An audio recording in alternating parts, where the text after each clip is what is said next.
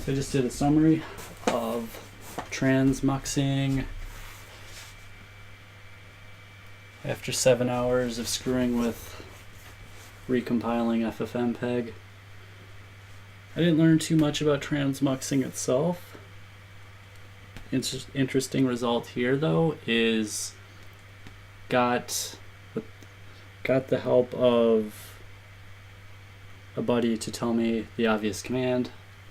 It's actually already fucking running to get the hardware acceleration built onto our system. I don't know where the fuck I'm pointing. I did do my dishes, so that's good. Basically, transmux versus transcode. Muxing is just recontaining the already encoded streams. Transcoding will actually like re-encode each of the frames, etc. So you want to do that for consistent delivery. I know that I'm one broadcaster and I know my OBS settings, so I can get those all the way through to the end user through transmuxing. But having a slightly faster than real-time transcode is just massive, because that means we'll be able to get stuff into a known format no matter what you stream out of, be it OBS, FFmpeg, or some weird camera. All these network cameras have RTMP streaming and stuff, and they may not all encode the exact same way. So this will give us, if you look at these commands from the bottom up, your input for the first transcode is your cam, and your output is the series of 720 chunks. So to step back, I assume you kind of know what HLS is already. If you don't, it's a way to chop up one video stream into several video streams, and then use a convention of playlists and files, and then each of the 1, 2, 3 whatever chunks of the file starts off with something called a keyframe. That'll always be the first frame of the file. You have a desired length, typically 2 seconds. Well, not typically, that's what I've chosen. And so you can think about it logically as having 0 to just under 2 seconds and frames 0 to 59. And then the next chunk has frames 60 to 120 minus 1, etc. You give encoder settings usually, constant frame rate versus bit rate. Over internet connections, you'll usually use a constant bit rate, meaning that you may not have perfect 30 frames per second. You may have 42 in this chunk, and open question is, if you project it forward, it'll be 84, but it could be 96, 110 if it was able to catch up, who knows. The frame rate is a parameter to the encoder. But if it's constrained by bit rate over frame rate, it's gonna have to stop encoding frames if it runs out of space in that rate. I think I do like 4,500 kilobits per second, 4.5 megabits for my 720 stream. Oh no space left on device is what just outputted in the window. Oh man, how far did it get? It got pretty far. It got 23 minutes in. That's too bad. Let's switch back so you guys can just see that what happened. I couldn't find a good descriptor of HLS, so I just drew a picture. Back here's what I'm talking about. And we've been finding some good resources going on.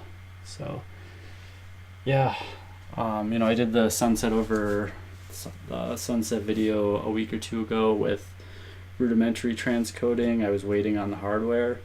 So like I said, this is the important result. We've got real-time hardware 720p transcoding. Yeah, so I'm definitely gonna have to mess around more with that, and the interesting results that will come from this are, I have a plan for live stream transcoding so that people who are mobile will be able to watch the live stream.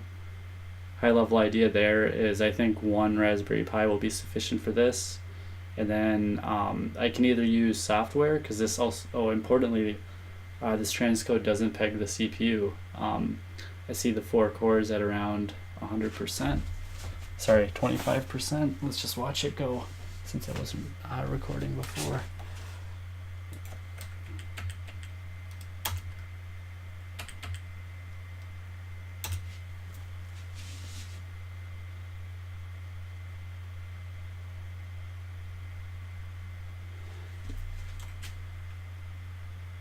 Okay, so this is just the 720.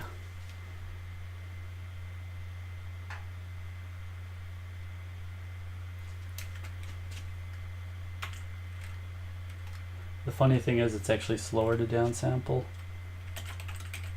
So you see we get the files there.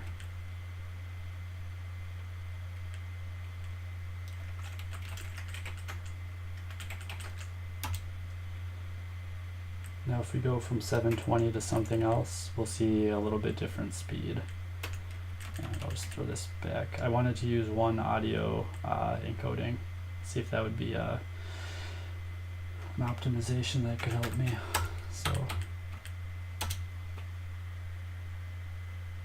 So you see, even though we're making a very small output, we're getting fewer frames per second and not quite real time. So I haven't experimented with all the permutations.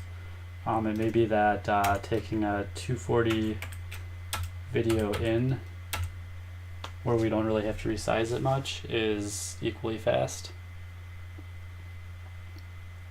It may be that the hardware isn't fully utilized, so maybe we can do 2 streams at a time. In fact, we can actually try that right now.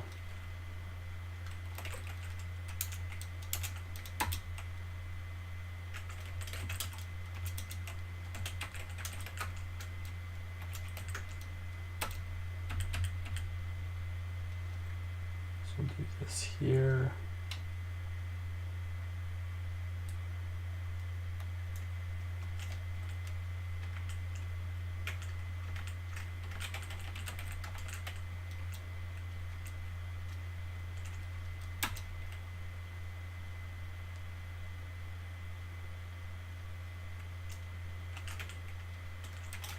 Do a second one to out 2.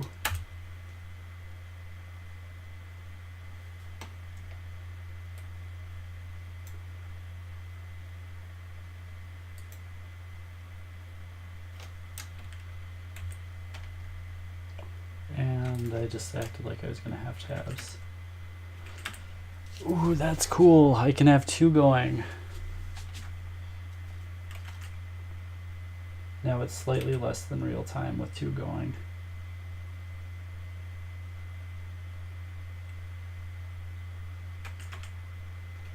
Okay, 3 going.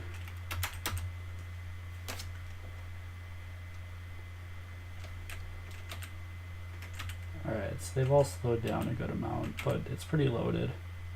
I mean, that's nice, man. That's impressive.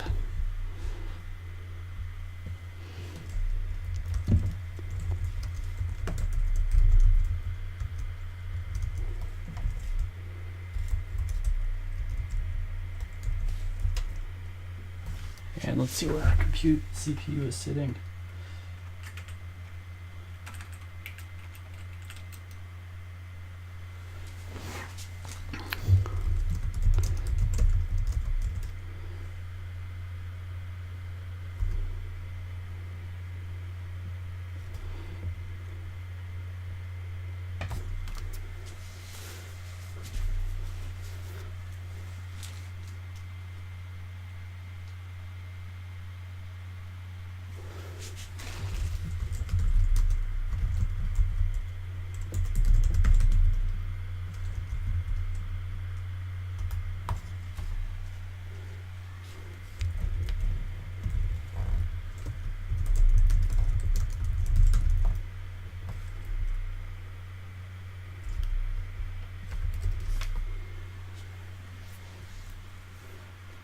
Cool.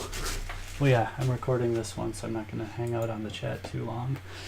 But, so you've kind of seen what goes on with the transcoding for real after I've given you this little breakdown of it. So you see there's all those different chunk files. They can just end up having different numbers of frames possibly if you transcode them separately. But there's commands you can use to just inspect the chunks. I mean, I expect a couple hours and I'll know the answer. Or, optimistically, whatever.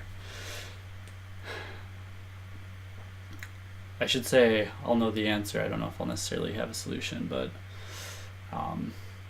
yeah, this is really optimistic. I was just thinking then too, so three of them are running at a time without pegging the CPU. It definitely bounces them.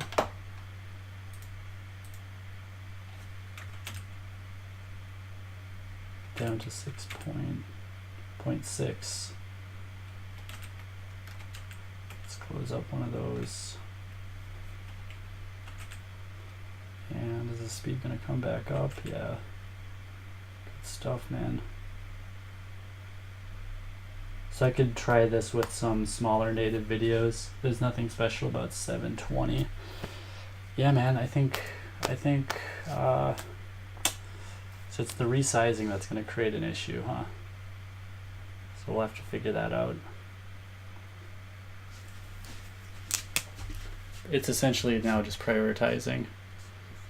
So rather than the transmux stream that just gets broken into the segments, we get a transcoded stream which gets broken into the segments in a production-worthy way. So in a sense, it may just be that the other two jobs are still transcoding because we're changing resolution as well. Here we're not changing any sizing, we're just changing encoding. So yeah, I'd say that's a good fruit of 20 minutes of work today. So although it's 20 minutes of work, but it's the culmination of a good amount of research and stuff. So it's cool that it's all like coming together.